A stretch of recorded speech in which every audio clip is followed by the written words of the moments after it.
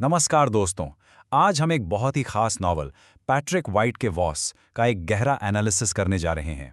ये पूरा डिस्कशन एक क्रिटिकल रिव्यू पर बेस्ड है, तो चलिए इसकी गहराइयों में उतरते हैं। तो ये है वॉस। ये नॉवल 1957 में लिखा गया था और इसके राइटर हैं पैट्रिक वाइट। आपको बता दूं कि वाइट एक ऑस्ट्रेलियन राइटर थे जिन्हें 1973 में लिटरेचर के लिए नोबेल प्राइज मिला था। तो आप समझ सकते हैं कि हम किसी आम किताब की बात नहीं कर रहे हैं, ये एक मास्टरपीस है। अब एक सवाल, किसी भी ग्रेट स्टोरी की सरफेस के नीचे यानी उसकी सतह के नीचे आखिर होता क्या है? अक्सर जो प्लॉट हम पढ़ते हैं वो तो बस शुरुआत होती है। असली कहानी उसकी लेयर्स में, उसकी परतों में छिपी होती है। और आज हम वॉस की उन्हीं लेयर्स को एक एक करके खोलेंगे। तो चलिए शुरू करते हैं। हमारा पहला सेक्शन है एक नोबेल लॉरिएट का मास्टरपीस। नोबेल कमिटी ने वाइट के काम को epic and psychological narrative art कहा था। अब ये थोड़े भारी शब्द लग सकते हैं, है ना? एपिक का मतलब है कि कहानी का पैमाना, उसका स्केल बहुत बड़ा है, और साइकोलॉजिकल का मतलब है कि ये कैरेक्टर्स के दिमाग के अंदर, उनके मन की गहराइयों में उतरती है। देखिए, नोबेल कमेटी ने 1973 में क्या कहा था।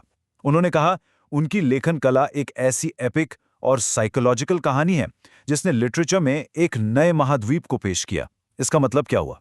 मतलब ये कि वाइट ने वॉस जैसे नॉवेल्स के जरिए ऑस्ट्रेलियन लैंडस्केप और वहां के लोगों के अनुभवों को पूरी दुनिया के लिटरेचर के मैप पर लाकर खड़ा कर दिया।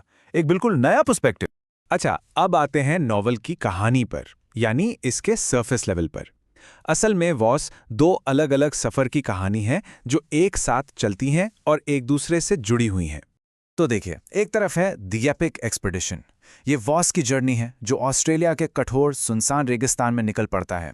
ये एक फिजिकल जर्नी है जहां वो कुदरत से लड़ता है जिंदा रहने के लिए।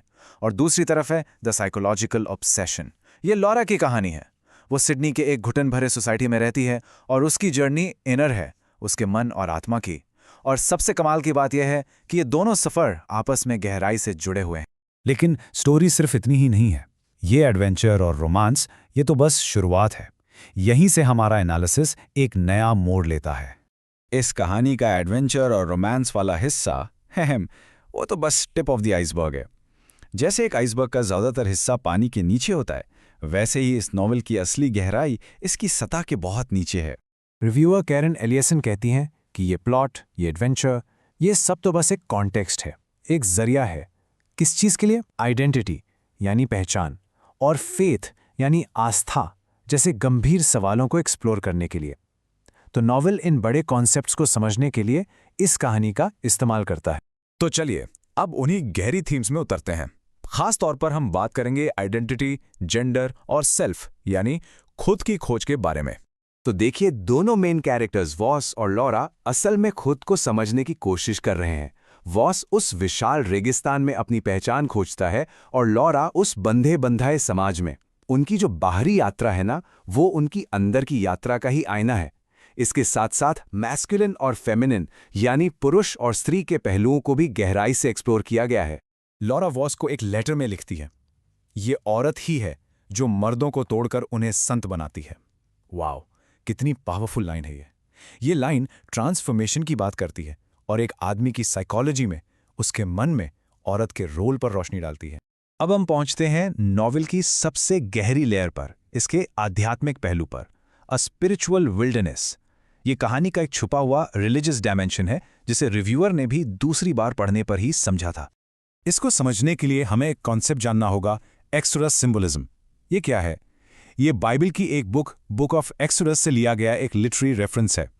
इसमें आमतौर पर एक रेगिस्तान जैसी जगह से एक यात्रा होती है जहां लोगों की फेथ टेस्ट होती है, और उस यात्रा के बाद उनकी एक नई आइडेंटिटी, एक नई पहचान बनती है। और आप देखेंगे कि वॉस में इसके पैरेलल्स बिल्कुल साफ हैं। यहां भी रेगिस्तान में एक जर्नी है, पहचान और आस्था के लिए। यहां भी दो फोर्सेस के बीच एक नूपटियल एनकाउंटर यानी एक तरह का मिलन है। जैसे बाइबल में ईश्वर और इजराइल का, वैसे ही यहां वॉस और लॉरा का। ये नॉवल इंसान और उसके अंदर के डिवाइन यानी दैविक के बीच के रिश्ते को भी एक्सप्लोर करता है। तो आखिर में आपको वॉस क्यों पढ़नी चाहिए? इसका सारांश यानी टेक अवे ये है कि ये नॉवल इतनी सारी कॉम्प्लेक्स लेयर्स जो एक दूसरे से खूबसूरती से गुंदी हुई हैं, उसकी वजह से एक मास्टरपीस माना जाता है। अगर हम इस पूरे एनालिसिस को समराइज करें तो हम इसे वॉस के इन 4 स्तंभों या पिलर्स पर टिका हुआ देख सकते हैं। विल्डरनेस यानी रेगिस्तान, रोमांस यानी प्रेम, आइडेंटिटी यानी पहचान और फेथ यानी आस्था। ये चारों मिलकर इस कहानी को एक अलग ही लेवल पर ले जाते हैं। और मैं आपको इस एक सवाल के साथ छोड़ जाता हूं जो इस नॉवेल का सेंट्रल आइडिया है। एक बाहरी यात्रा एक अंदरूनी यात्रा कैसे हो सकती है? इस पर जरूर सोचिए। ऐसे ही और लिटरेरी एनालिसिस के लिए चैनल को सब्सक्राइब करना ना भूलें। देखने के लिए आपका बहुत बहुत शुक्रिया।